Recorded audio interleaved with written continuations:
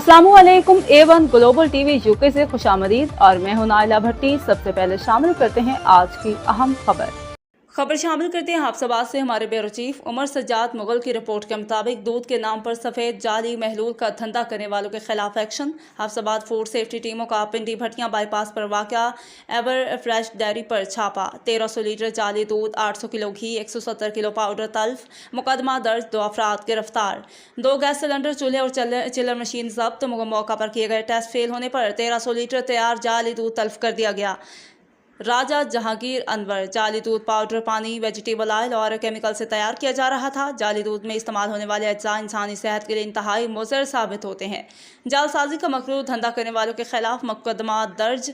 मौका से 2 अफराद को गिरफ्तार कर लिया गया।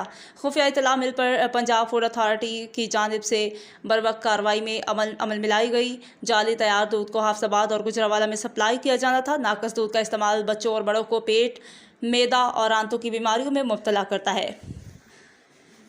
खालिस दूध की फ्राहमी के लिए बैनुल-अक़वामी तर्ज की पॉलिसी ला रहे हैं। मिलावट और जालसाजी करने वालों के खिलाफ सख्त कार्रवाई अमल में लाई जाएगी। अवाम-उन्नास तक ग़िज़ाइयत से भरपूर मयारी खुराक की फ्राहमी अव्वलीन तरजीह है।